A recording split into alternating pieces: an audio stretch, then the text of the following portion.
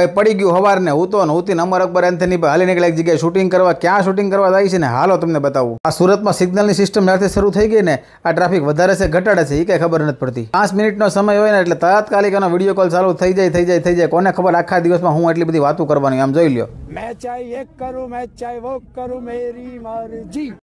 દર 2 મિનિટ થાય એટલે સિગ્નલ આવી જાય, પણ કાંઈ વાંધો નહીં ભાઈ, પાલન તો કરવું પડશે ને. જો ભાઈ આ અમારા સુરતનો કેબલ બ્રિજ અને જો ભાઈ મેટ્રોનું કામ આમ જોર શોરથી શરૂ છે. મોટી મોટી ક્રેનોમાં લઈ અને આમ કહેવાય કે પૂર જોરમાં કામ ચાલુ છે મેટ્રોનું. હવે પહોંચી ગયા ભાઈ વાડીલાલ હેંગાઉટમાં. આની આપણે એડનું શૂટિંગ કરવાનું છે. અંદર જાતા વેત ભાઈ હાથ મિલાવી ગણપતિ બાપાનું નામ લઈ અને શૂટિંગ કરી દીધું ચાલુ. જો ભાઈ એકદમ સરસ મજાનો આઉટલેટ બનાવ્યો છે. આનું નામ છે વાડીલાલ હેંગાઉટ. આઈસ્ક્રીમ આપણને બહુ ભાવે, પણ પહેલા શૂટિંગ કરી લઈને પછી વાત. અમે અંદર નથી આવતા, આ તો અમારું શૂટિંગ શરૂ છે. આમ જો અમારો એન્થની શૂટિંગ કરે છે, અમર જોવે છે, ચેક કરે છે. સીન તો નાનો અમથો હતો, પણ આ શૂટિંગ કરતા અમને લગભગ 3 કલાક થઈ ગયા. 3 કલાકથી અમે શૂટિંગ કરતા હતા. શૂટિંગ કરવા માટે એક ને એક આઈટમ 3 વાર નખાવશે અમારો અમર. જો આ બાજુ હું આગળનો સીન કઈ રીતના શૂટ કરવો એ વિચારું છું, અને આ બાજુ અમારો અમર જો શૂટિંગ ચાલુ જ છે, અને આ બાજુ અમારો અકબર જો ભાઈ ફોનમાં લાગી પડ્યો છે. તમને એમ લાગતું છે ને હું આઈ લવ યુ લખું છું. હા ભાઈ આઈ લવ યુ લખું છે, પણ શૂટિંગ માટે આ શૂટિંગનો એક પાર્ટ છે. પણ હાસીન અને નહીં હાસીન આઈ લવ યુ. ઓ ભાઈ 9 પારુલ ઊંધું લઈ લે લોસા થઈ જાય. જો બીજા હાથમાં લખી દીધું પી લવ જી પારુ લવ ગુરુ એમ. અમારો અમર પણ હોલીવુડ ફિલ્મનું શૂટિંગ કરતો એમ શૂટિંગ કરવા લાગી ગયો. મજાક કર રહે હો યા સચ બોલ રહે હો? અને જ્યારે આઈસ્ક્રીમનું શૂટિંગ હોય ને ત્યારે એક લોસો પડે. ગમે એમ કરીને ફટાફટ શૂટિંગ પૂરું કરી લેવાનું, નકર આઈસ્ક્રીમ પાછો પીગળી જાય. અહીંયા ભાઈ ઓલી ગરમ ચોકલેટ ન આવે એમાંથી સિઝલર બનાવવાનું હતું. બનાવતા હતા પણ વારા ઘડી આવતા હતા રીટેક, એટલે આ ઓલું સિઝલર છે ને બનાવવામાં લાગતી હતી વાર. પણ શૂટિંગ તો હરખું જ કરવું પડે.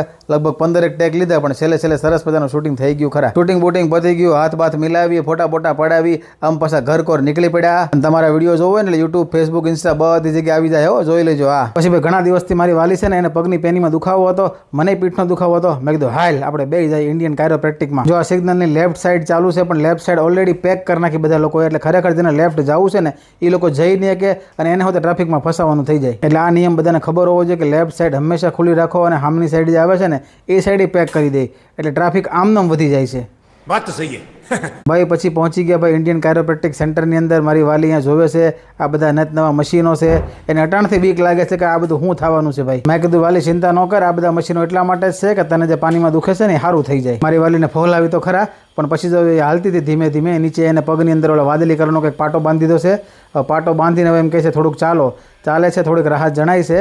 એટલે 3-4 દિવસ આવવું પડશે, પણ સારું થઈ જાય એવું કહે છે. પછી ભાઈ આપણો વારો આવ્યો ભાઈ. મને તો ભાઈ ઊંધે કાંધ કર્યો, અને એવા ભાઈ આમ એમ કહેવાય ને કે ફટાકડા ફોડ્યા વાત જવા દો. પછી મને એમ કીધું તમે મશીનમાં સીધા સુઈ જાઓ, અને પીઠની ભાગમાં તમને ઓટોમેટિક મસાજ થાય. 10 મિનિટ આ મશીનમાં આપણે સૂતા, આપણને ઘણો આરામ થયો, ઘણો ફાયદો થયો. અમારે આવા 3 થી 4 સેશન કરવાના છે, એટલે તમને ફાયદો થઈ જાય એવું કહે છે.